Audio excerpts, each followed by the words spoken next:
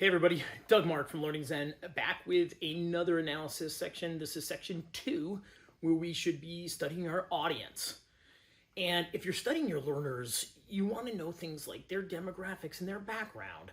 And the more that we can identify up front, we'll know the best way to present the information to the learners.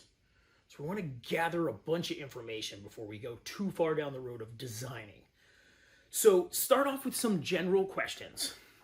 Who is your primary audience? Who's going to be taking the courses?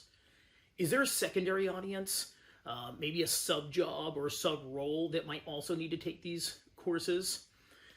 Let's think about the demographics. So what's the average age of our learners? And are they men, women, or an equal mix? What's their educational background? You know, is this high school, college, master's degree type of thing? And then what's their cultural background? What is their race and ethnicity? And the more that we learn about our audience, we should do a better job as trainers delivering content that can be absorbed in a way that's most efficient to those learners. So let's review the existing knowledge and experience of our learners as well. So what's their work experience today? Are these brand new people or people who've been with us for a while? What's the kind of the grade level that people learn at and people read at?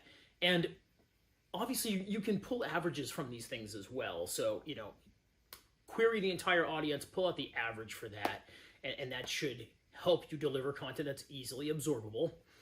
The other thing we would think about is what do they have for knowledge already on this subject? Have they, do they come from another field previously that is similar to this one as well?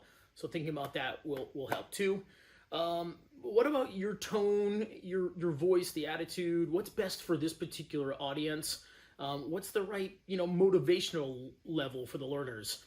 I think tone is a really big one. There are some very interesting studies out there, but managers and bosses who yell at people get far worse performance than people who are encouraging and positive.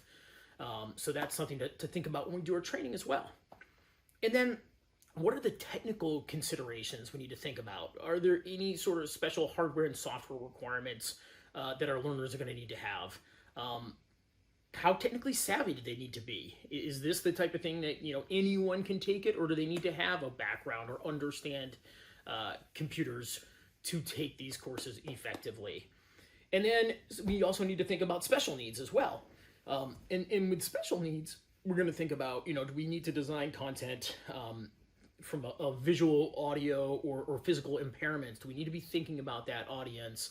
And if so, we want to design to that audience as well. And then the last thing, as far as audience analysis, is your expectation management. So what's the level of expectation, the level of participation we want to have?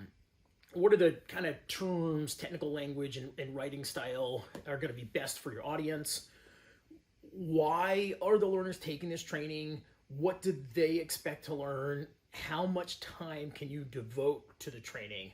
And kind of measuring all of those expectations will give us a good idea about our audience. So when we design courses, we'll be designing courses that should match up with our findings from our audience analysis. Stay tuned for the next video. Thanks, everybody.